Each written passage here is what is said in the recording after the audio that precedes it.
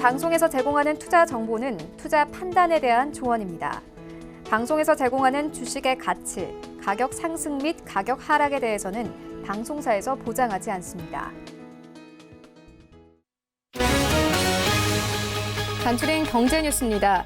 미국과 중국이 이달 중 열 계획인 협상 일정을 잡는 데 난항을 겪고 있다고 블룸버그 통신이 현지 시간 2일 보도했습니다. 블룸버그는 정통한 인사들을 인용해 1일부터 발효된 추가 관세를 미뤄달라는 중국의 요청을 미국이 거부한 이후 이달로 계획한 회의 일정에 합의하기 위해 애쓰고 있지만 합의가 이루어지지 않았다고 전했습니다. 미국이 지난 1일부터 관세 부과에 들어가자 중국 정부가 세계 무역기구 WTO에 제소하기로 했습니다. 중국 상무부는 2일 홈페이지를 통해 이 문제와 관련해 WTO 분쟁 해결기구에 소송을 제기한다는 사실을 공개했습니다. 이는 오사카 미중 정상회담 합의에 위배되는 것이라면서 강한 반대와 불만을 피력했습니다. 보리스 존슨 영국 총리가 10월 31일 합의 여부와 상관없이 브렉시트를 단행할 것이며 추가 연기는 없을 것이라고 말했습니다. 브렉시트를 둘러싼 불확실성이 커지면서 파운드 달러 환율은 1% 넘게 급락한 1.20달러를 기록했고 파운드 유로 환율 역시 1.10 유로 밑으로 떨어졌습니다. 현대자동차 노사가 올해 임금 및 단체 협약 교섭을 8년 만에 파업 없이 완전히 타결했습니다.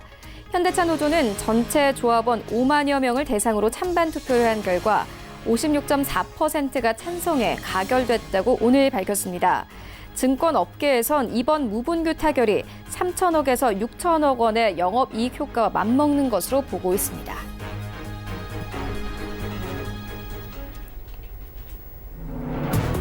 시청자 여러분 안녕하십니까? 출발 증시 와이드 1부 시작합니다. 최윤입니다. 어제 우리 증시 양지수 모두 상승하며 거래를 마쳤습니다. 특히나 어제 코스닥 시장이 강했는데요. 1% 이상 상승하면서 619선까지 오르면서 어제 시장 마감이 됐습니다. 어제 코스닥 시장에서 외국인들이 IT 부품주들을 중점적으로 사들이면서 시장의 상승세를 이끌었습니다. 또 다음 주 미국 뉴욕에서 열리는 이 모건 스탠리의 헬스케어 컨퍼런스를 앞두고 어제 코스닥 시장의 이 바이오주들이 움직이기 시작했습니다. 이렇게 코스닥 시장은 활발했지만 코스피 시장은 강보합권에서 마감이 됐습니다. 관망세 이어지면서 어제 거래 대금이 2조 원대에 그쳤습니다.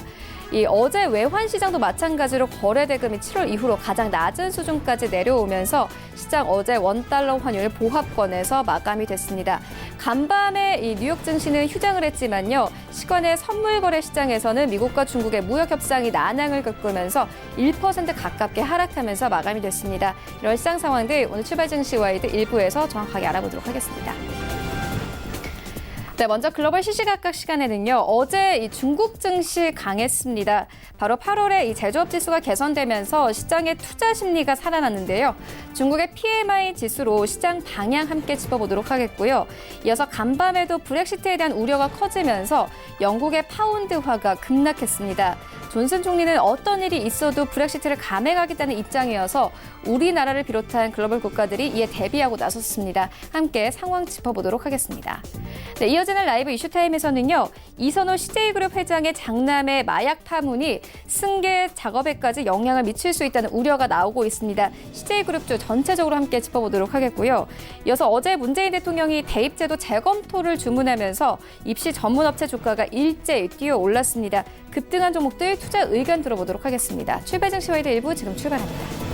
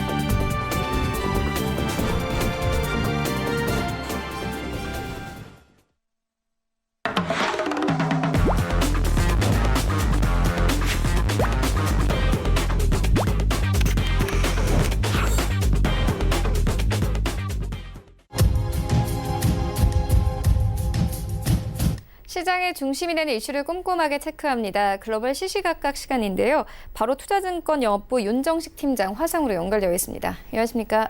네, 안녕하세요. 네, 먼저 첫 번째 이슈부터 짚어보도록 하겠습니다. 어제 중국 증시 강했습니다. 바로 8월에 제조업 지수가 개선되면서 시장의 투자 심리가 다시 살아났는데요. 중국의 PMI 지수가 50을 넘어서면서 경기 확대 시그널을 보냈습니다. 하지만 일각에서는 회복 조짐이 단기적이고 이 수요가 개선되지 않아서 하방 압력은 오히려 장기적이다라는 분석도 있었습니다. 이 PMI 지표 어떻게 해석해 보면 되겠습니까? 네, 우선은 중국 경기에 대한 그런 이 부분들은 사실은 혼조세를 전체적으로는 좀 보이고 있다라고 보시면 되겠습니다. 이 중국의 경제 현황을 진단해 볼 수 있는 이번 PMI 지수 이 50을 넘었다라 그러면은 확장세를 보여주고 있다. 50이 아래다라면은 위축세를 보여주고 있다. 이렇게 해석을 하시면 되겠는데요. 이번에 50을 넘었기 때문에 이 기준선인 50 이상이었을 때는 확장세 보여주고 있지만 그래도 아직까지는 중국 경기 지표들 전체적으로는 이 위축세를 나타내는 그런 부분들, 부진한 지표들도 나오고 있고요.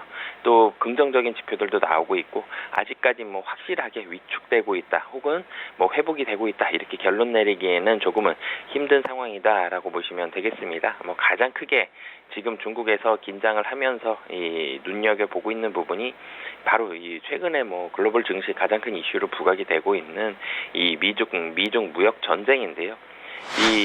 이번 주죠. 이 중국 증시 같은 경우는 지속적으로 미중 무역 협상 이슈와 관련해서 이 영향을 받을 것으로 보여지는데 그런데 이제 최근 들어서는 이 지표 이 미중 무역 협상에 대한 이런 좋은 점, 긍정적인 부분들, 부정적인 부분에 대한 영향이 전보다는 훨씬 좀 덜하다라고 보시면 되겠습니다.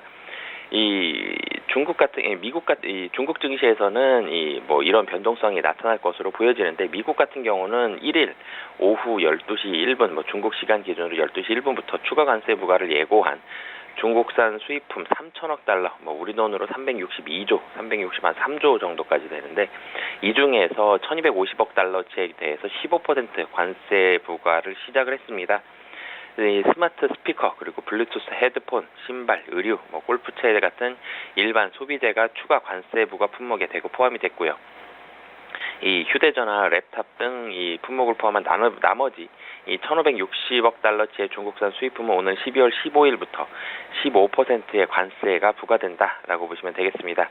이 트럼프 대통령은 기존에 25% 관세를 부과해왔던 2,500억 달러치의 중국산 제품에 대해서도 오는 10월 1일부터 관세율을 30%로 인상하기로 한 상태인데요. 중국도 여기에다가 맞불 조치로 같은 시각 750억 달러 규모 미국산 5,078개 품목 가운데 대두, 돼지고기, 원유 등이 포함된 가장 핵심적인 제품들이죠. 1,717개 품목에 대해서 5%와 그리고 10% 추가 관세를 부과하기로 시작을 했습니다. 이 외에도 중국은 관세 면제 대상이던 미국산 자동차와 자동차 부품의 12월 5일 사실은 미국과 다 날짜가 맞춰져 있죠. 12월 5일 날 각각 25% 그리고 5%의 관세를 부과하겠다고 밝히면서 이 관세 부과를 둘러싼 미중 양국의 치킨 게임이 지속적으로 좀 나올 것으로 보여지는데요.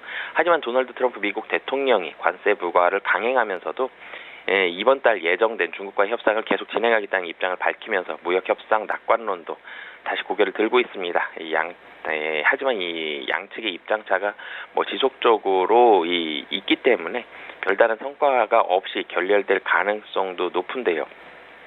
이 중국 같은 경우는 이 중국의 경기 지표가 부진하다라 그러면 거의 경기 부양책 사실 지금도 나오고는 있지만 경기 부양책이 나올 것으로 보여지기 때문에 글로벌 경기에 대한 주요 증시에 대해서는 이 미중 무역 전쟁에 대한 이슈가 영향을 미치긴 하지만 이 중국 같은 경우는 전체적으로는 경기 부양책의 이 강도를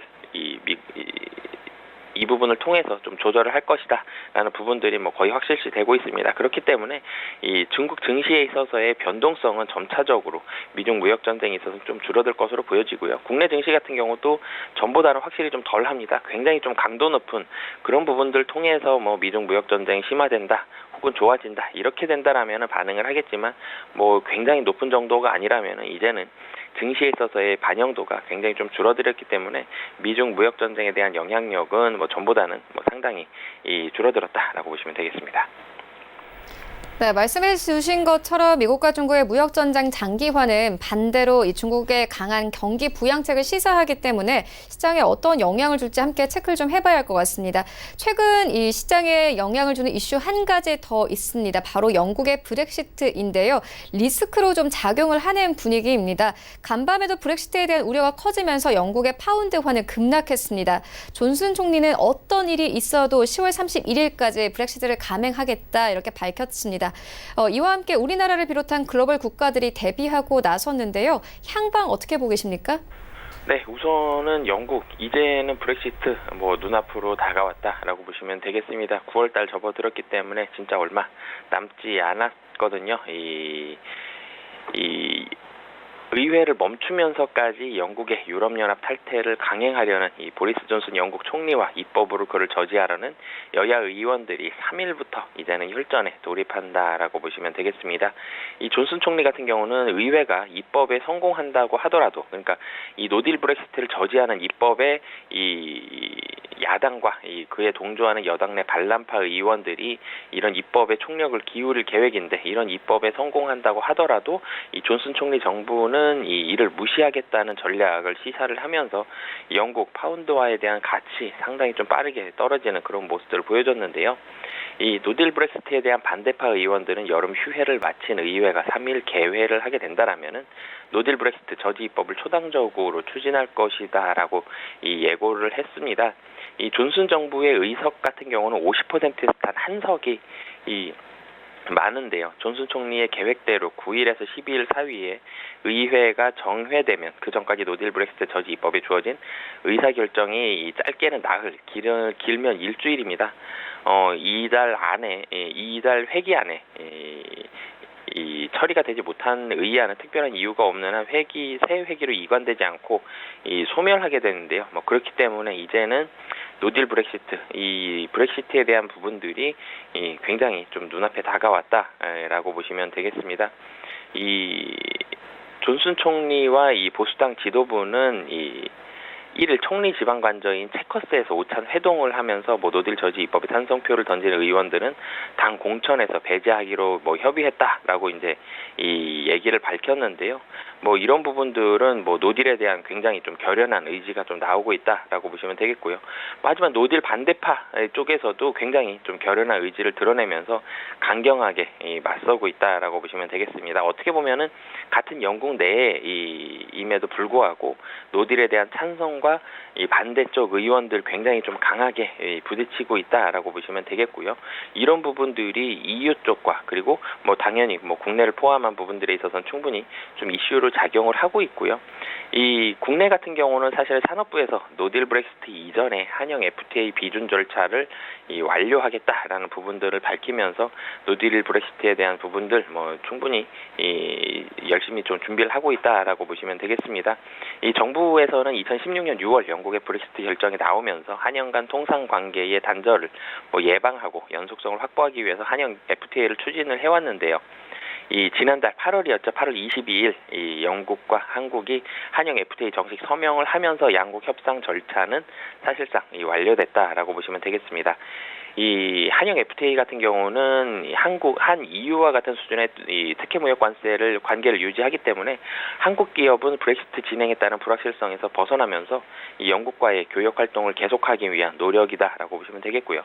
특히 한국 같은 경우는 아시아 중에서는 영국과 FTA를 맺은 유일한 나라이기 때문에 이 노딜 브렉시트가 발생할 경우 아시아의 다른 경쟁국들 대비해서는 비교 우위가 충분하다라고 보시면 되겠습니다. 이런 부분들은 국내 같은 경우는 굉장히 좀 준비를 잘했다라고 보시면 되겠는데요. 사실은 유럽이 국내보다는 훨씬 더 큰 좀 파장이 있다라고 보시면 되겠습니다. 대체적으로는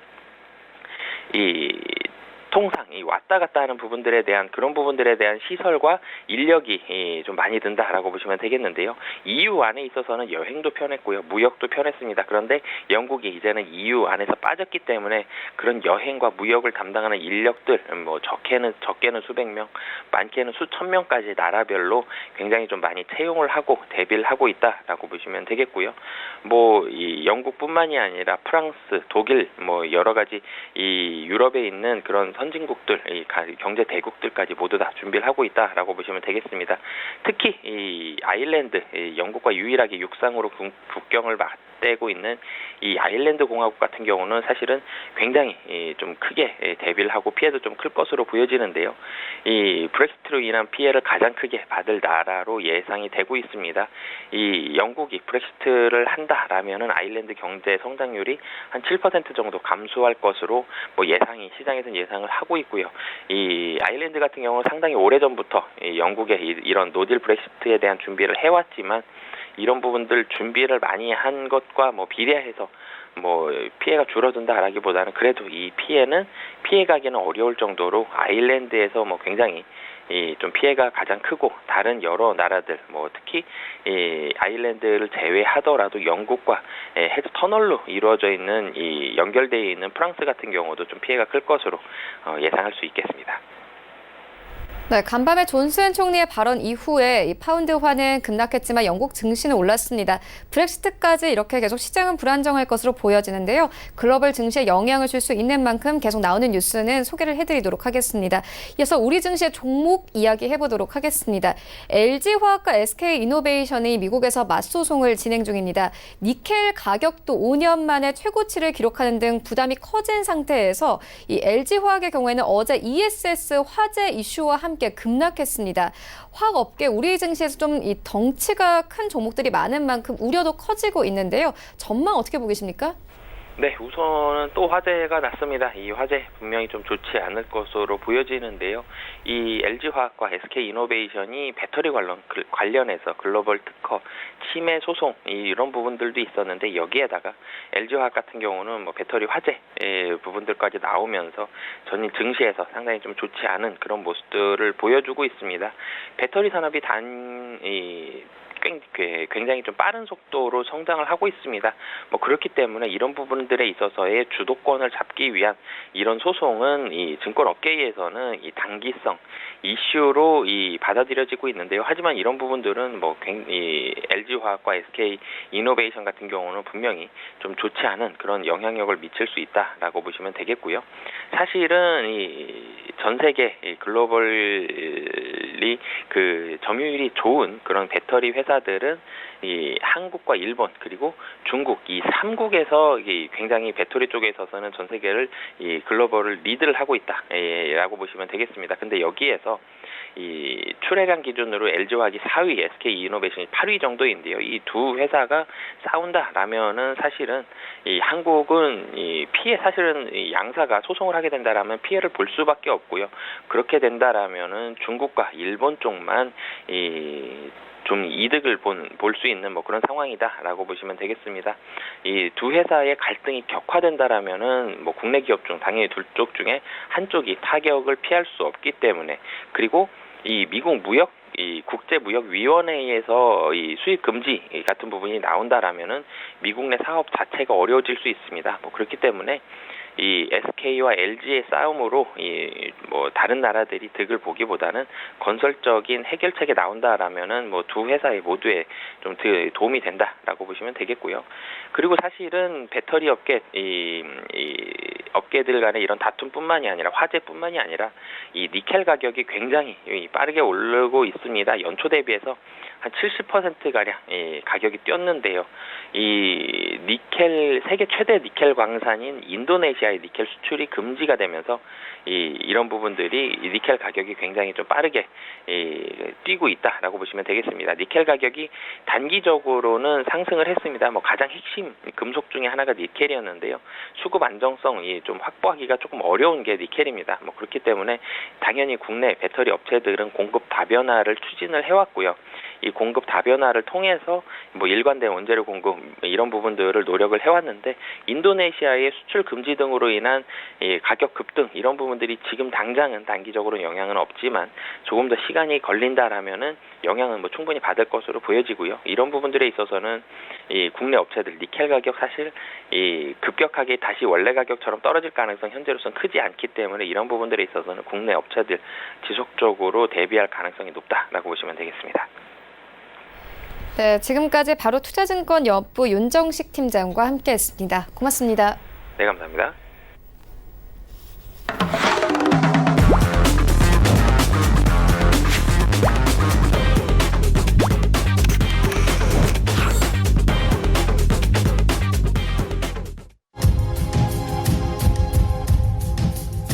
네, 시장 쟁점 함께 분석해 보도록 하겠습니다. 라이브 이슈 타임인데요. SK증권 여부 PIB센터 이재강 이사 화상으로 연결되어 있습니다. 안녕하십니까?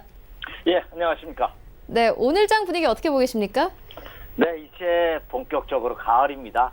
아침 저녁으로 조석으로는 더워가지고 안 덮었던 이불을 이렇게 다시 한번 새벽에 자신도 모르게 끌어서 덮게 되는 그런 날씨가 펼쳐지고 있죠.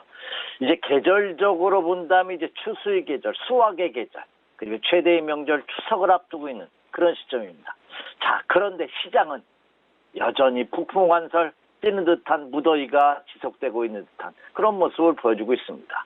자, 오늘 9월 3일 서울경제 방송을 시작하기에 앞서 오늘장 시작 한마디 하고서 넘어간다면 오늘을 여러분 학창시절에 배웠던 진도 아리랑에 나오는 대목으로 한번 시작해 보도록 하겠습니다.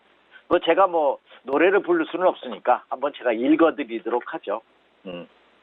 내가 신군 호박넝쿨 담장을 감는데 서당 선비 우리님은 언제 와서 손줄까? 뭐 진도 아리랑에 있는 내용입니다. 가사입니다. 자, 무슨 말이냐면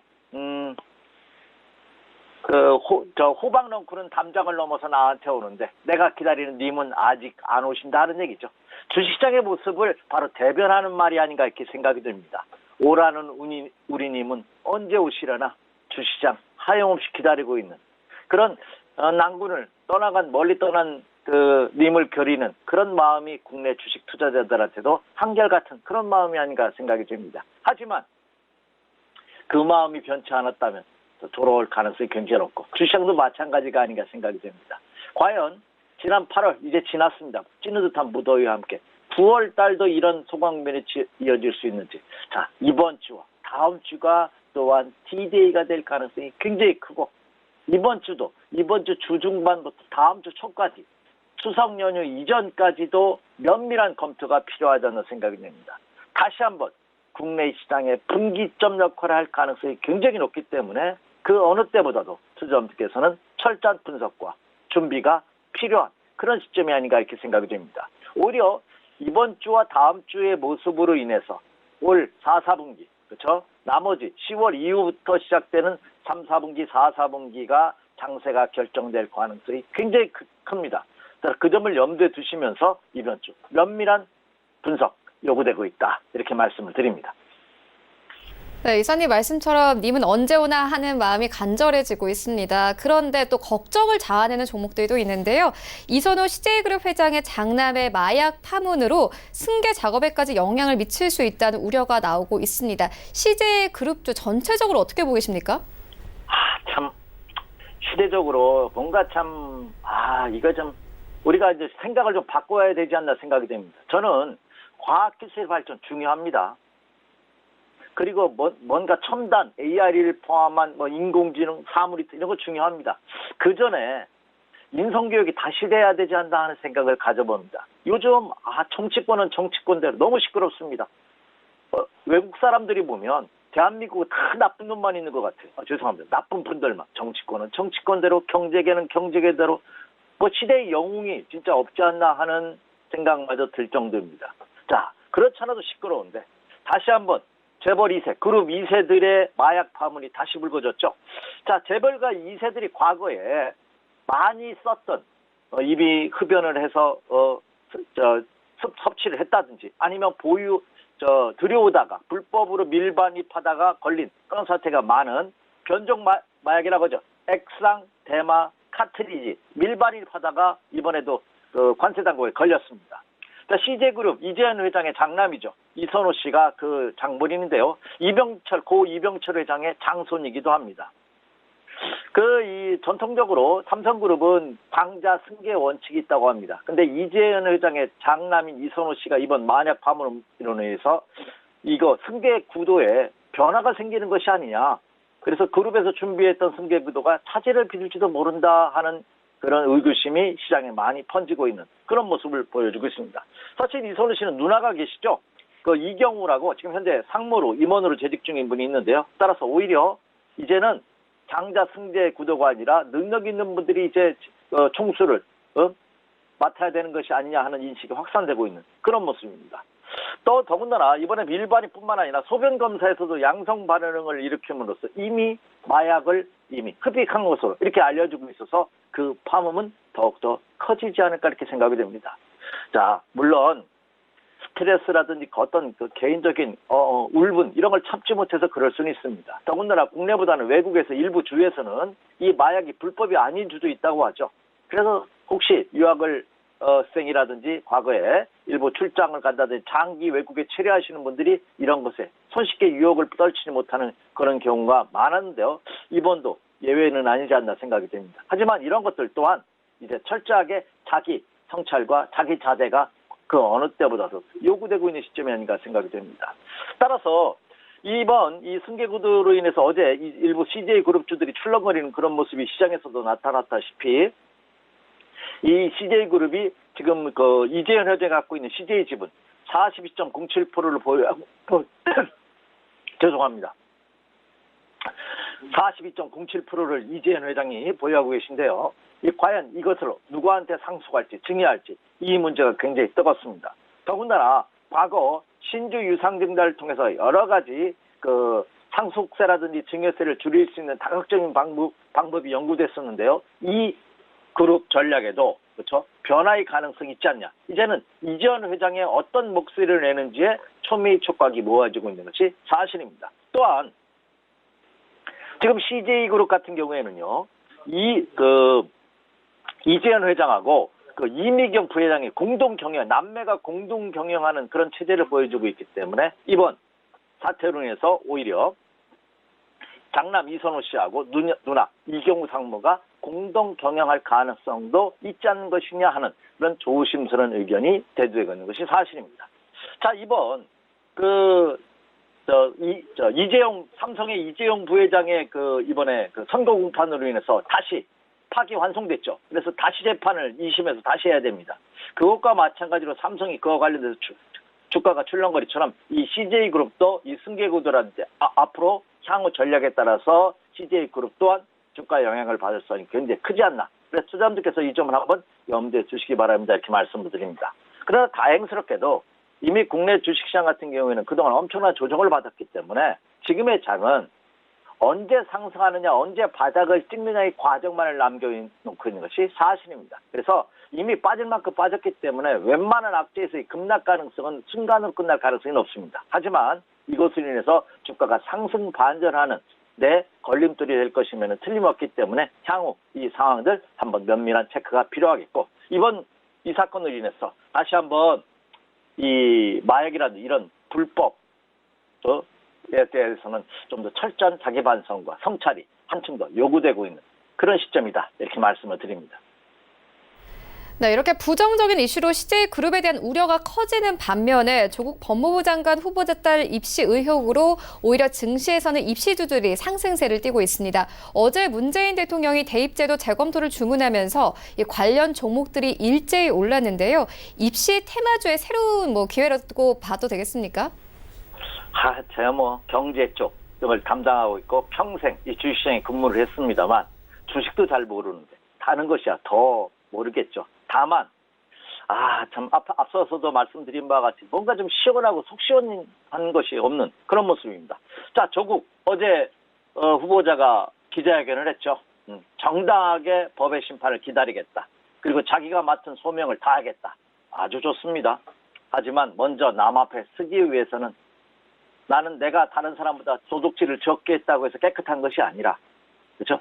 일단 자기 자신을 수신제가 치국 평천하라고 일단 자기 자신을 가다듬는 것이 더 현명한 방법이 아닌가 생각이 됩니다. 자, 동면에는 양면성이 있다고 합니다. 한쪽에서는 이게 막 참 죽을 만큼 어려운데 또 한쪽에서는 그것으로 미소 짓는 분야가 있죠. 자, 이번 조국 후보자 사태, 조국 후보자의 딸 사태로 인해서 교육에 대한 재검토가 필요한 것이 아니냐 하는 대통령이 동남아 순방을 하면서 한마디 하시고 가셨습니다. 그로 인해서 이 교육제도 개편 논의가 또 활발하게 이루어지면서 그 개편으로 인해서 교육 관련주들이 어제 급등하는 그런 모습을 보였습니다. 메가DM이 상한가까지 진입했죠. 메가스타디가 24.24%, 엔진 능률이 무려 10.27%, 메가스타디 교육은 8.75%, 비상교육 무려 4.17%가 상승하는 그런 모습을 보였습니다. 특히 장중한 때 상한가를 친 그 메가MD를 제외하고 나머지 종목군들도 급등했다가 상승폭을 둔화한 것이 이 정도입니다. 어제 같은 약세장 속에서.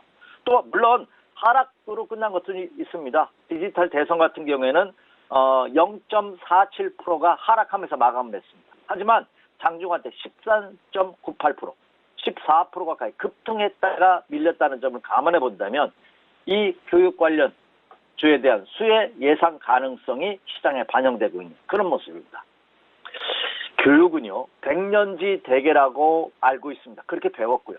그런데 대한민국 교육은 정권이 바뀜에 따라 4년지 대계도 되지 않는 이것 또한 문제가 있지 않나 생각이 듭니다. 정치권에 상관없이 어떤 일관된 그 교육 플랜을 짰다면 그것으로 지속적으로 밀고 갈 수 있는 그런 대안이 더욱더 필요한 것이 아닌가.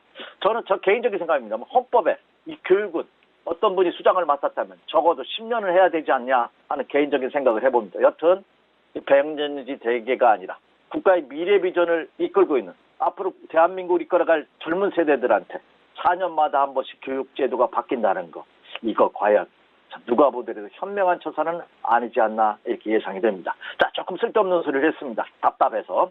자, 결국 그래서 어제 이 조국 후보자 딸 관련해서 교육 관련들이 급등하는 그런 모습이 나타났죠. 그런데 투자자들이 궁금한 게 있습니다. 과연 여기서 이 종목을 매수해도 되느냐 하는 거죠. 저도 궁금합니다.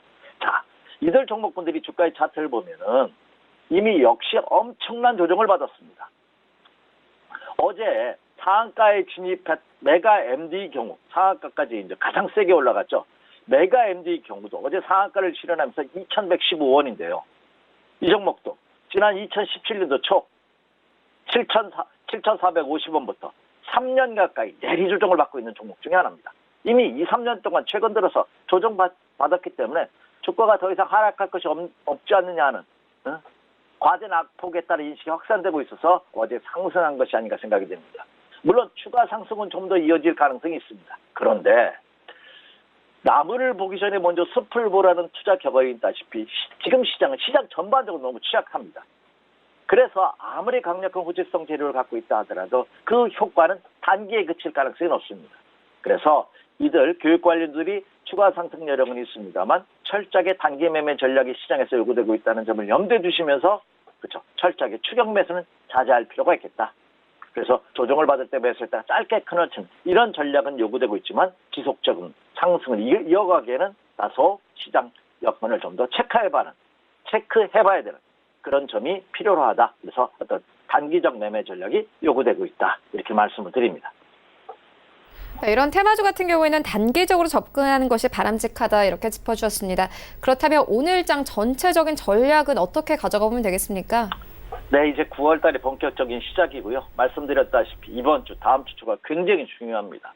저는 이번 주 주중반 이후, 오늘이 화요일입니다. 이번 주 목요일과 금요일장 굉장히 중요하지 않나 생각이 됩니다. 왜냐? 자, 국내 주식시장은요, 코스피 시장을 기준으로 본다면 지난달 초죠.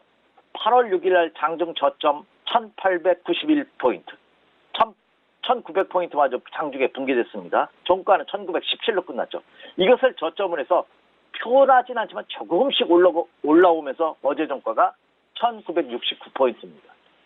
과연 그동안의 주가 조정과 기간 조정을 마무리하면서 여기서 추가 상승을 하면서 대망은 2000포인트, 2100포인트 이렇게 추가적으로 상승할 수 있느냐의 여부가 이번 주와 다음 주에 판가름 날 가능성이 높습니다. 그러면 반대의 경우는 추가 하락할 가능성이 있느냐? 그럴 가능성도 전혀 배제할 수는 없다 하는 것이 제 소신입니다. 그만큼 시장이 그렇죠. 녹록하지만은 않은 그런 모습을 보여주고 있다는 점이죠. 따라서 이번 주 주중반 이후라든지 다음 주는 추석 연휴입니다. 잠깐 한번 옆으로 뒤돌아보도록 하겠습니다. 달력을 한번 보려고요. 다음 주 수요일 9월 11일이 그렇죠. 연휴 전날입니다. 그러면 목요일부터 12일부터 추석 연휴에 들어갑니다. 그렇다고 본다면 아무리 시장이 좋다 하더라도 다음 주에는 매수보다는 매도 세력이 시장을 지배할 가능성이 굉장히 큽니다. 그렇잖아도 부담스러운데 추석 연휴를 앞두고 있는 시점이기 때문에 그렇죠? 매도 세력이 더 강할 가능성이 높다는 거죠. 어차피 조정을 받은 국면입니다. 근데 또 하나, 그래도 지난주까지는 월말 윈도우 드레싱 효과로 인해서 강세를 보였습니다. 그런데 이제 월초로 나왔기 때문에 그것도 이제 의미가 없어졌어요. 자, 그렇다고 본다면 이번 주의 향방에 따라서 주가가 움직일 가능성이 크다는 거죠. 그리고 대한민국 정치는 천수답 정치라는 말씀 드렸죠. 외부 여건에 따라서 하늘님이 비를 내려주냐 안 내려주냐에 따라서 농사가 좌지우지 되시고 대한민국 정치도 아직까지는 안타깝지만 외국인들이 매수해주느냐 못해주느냐 안 해주느냐에 따라서 국내 정치도 그대로 움직이는 그런 모습을 보여주고 있다는 점입니다. 자, 그렇다고 본다면 이 외상 변수들이 과연 어떻게 움직일지 이 또한 커다란 아킬레스건으로 작용하고 있다 하는 점입니다. 따라서 그 점을 염두에 두시면서 시장의 흐름 지켜보시기 바랍니다. 만약에 이번 주 주중반 이후에 목요일 금요일장에서 종합지수가 다시 한번 1930포인트 40포인트대 이하로 빠진다면 다시 조정을 받는다면 1940포인트 이하로 빠진다면 이거는 굉장히 그렇죠 위험합니다. 그러면 다시 한번 기나긴 어두운 터널을 다시 지나야 되는 그런 시장의 환경이 나타날 수도 있다는 점입니다. 그래서 제가 앞서서도 이미 현금 비중을 유지하자, 매수를 하려면 꼭 단기 매매 전략을 유지하자 하는 말씀을 드렸던 이유도 바로 여기 있습니다. 이번 주까지는 어느 정도 반등이 예상되고 있다. 추석 연휴 전까지는. 단기 매매 가능하다. 제가 이 방송을 통해서 언급해드렸던 거 기억하십니까? 예. 추석 연휴 이전까지는 가능합니다. 과연 추석을 기점으로 해서 과연 그 단기 매매라도 가능한지 아니면 그것도 어려운지가 판가름될 가능성이 높기 때문에 이번 주는 그 어느 때보다도 면밀한 검토를 해주십시오 이렇게 말씀을 드립니다. 제가 목요일 날 내일 모레 다시 한번 이 시간을 통해서 여러분을 찾아갑니다. 그때는 좀 더 정확한 전략을 드릴 수 있지 않나 생각이 됩니다. 자, 오늘의 투자 전략 말씀드리기 앞서 체크포인트 역시 짚고 넘어가도록 하겠습니다. 첫째는 뭐겠습니까? 그렇죠. 원달러 환율 동향입니다. 어제 40전 하락했어요.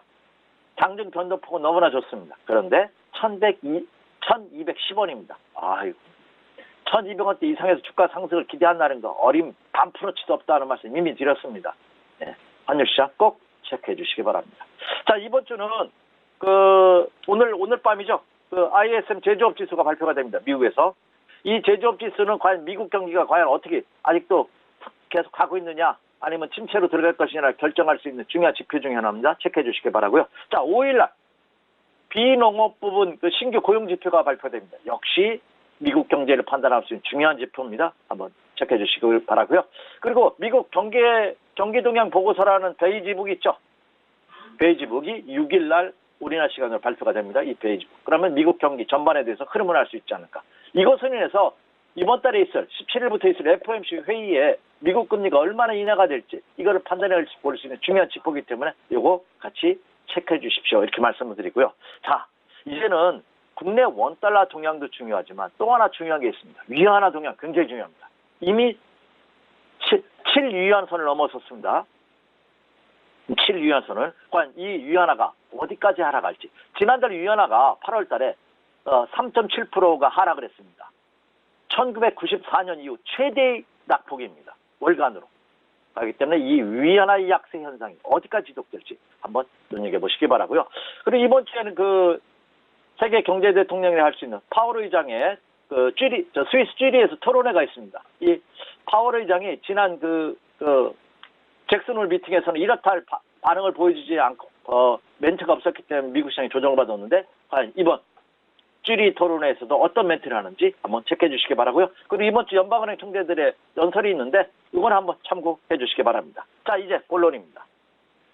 앞서서도 여러 차례 강조해드린 바가 여전히 저는 보수적입니다. 상승은 무조건 현금화입니다. 끝까지 팔고 났더니 또 뜨더라. 이거 밀어두시 마십시오. 적어도 지금장은 적어도 50% 이상은 현금 비중을 유지하자 이렇게 말씀드립니다. 다만 지난주에도 말씀드렸다시피 하락할 때 쫓아가면서 매도할 필요는 없겠죠. 상승을 보인다면 역시 현금 비중을 늘려가는. 그리고 이번 주는 단기 매매도 쉽지 않을 것입니다. 더군다나 오늘 새벽에는 뉴욕 증시는 노동절 휴장으로 장이 열리지 않았죠. 그래서 오늘은 국내 시장도 거래 없이 장중 변동성이 굉장히 심할 가능성이 높습니다. 이런 장에서 투자자들 더욱더 보수적인 안전한 운행이 요구되고 있다. 이렇게 말씀을 드립니다. 이상입니다. 네, 이슈와 전략 만나보고 왔습니다. 지금까지 SK증권 여부 PIB센터 이재광 이사와 함께했습니다. 고맙습니다. 네, 감사합니다. 네, 1부는 여기서 모두 마치도록 하고요. 잠시 후 2부에서는 전문가들과 함께하는 종목 라이브쇼, 라이브 매매타임이 이어집니다. 여기에 더해서 오늘 장에서 이슈몰이라고 있는 특징주까지 꼼꼼하게 살펴봐 드리겠습니다. 채널 고정해 주시고요. 저희는 잠시 후 2부로 다시 찾아오도록 하겠습니다.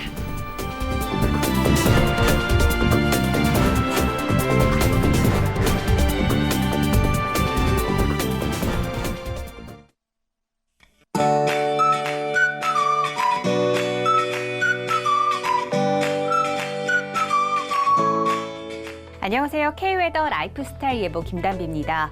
이 시각 위성 영상입니다. 남해상에 위치한 정체전선의 영향으로 전국이 대체로 흐리고 강원 남부와 충청도 남부지방에는 비가 내리고 있고요. 서울과 경기 남부에도 산발적으로 빗방울이 떨어지고 있습니다. 이 가을 장마는 모레까지 이어지겠는데요. 강원 영동을 제외한 중부지방 많은 곳에는 300mm 이상의 폭우가 쏟아지겠고요. 그 밖에 강원 영동과 전라도, 경남 남해안과 제주도에도 200mm 이상 많은 비가 내리는 곳이 있겠습니다. 또 비가 내리는 지역에서는 돌풍과 함께 요란한 천둥 번개가 치는 곳도 있어 시설물 관리와 안전사고에 각별히 유의하셔야겠습니다. 오늘 낮 동안 비가 내리는 충청 이남과 강원 남부 지역은 낮 기온 25도 선에 머물며 대체로 선선하겠고요. 서울의 낮 기온은 28도로 평년과 비슷하겠습니다. 오늘은 남해상에서 북상하는 정체전선의 영향을 받아 전국이 대체로 흐리고 비가 내리겠습니다. 다음은 자세한 지역별 날씨입니다. 중부지방 대전과 청주는 종일 비가 내리는 가운데 낮 기온은 25에서 26도 선으로 선선하겠습니다. 동해안 속초와 강릉은 저녁부터 비가 내리겠고 낮 기온은 25도 안팎을 보이겠습니다. 남부지방은 종일 비가 내리겠고요. 아침 기온 20도 안팎으로 시작해 낮 기온은 부산 26도, 대구 25도가 예상됩니다. 바다의 물결은 전해상에서 비교적 잔잔하게 일겠습니다. 가을 장마는 모레 낮부터 차츰 그치겠고요. 장마가 물러나고 나면 글피부터는 북상하는 제13호 태풍 링링의 영향권에 들겠습니다. 날씨였습니다.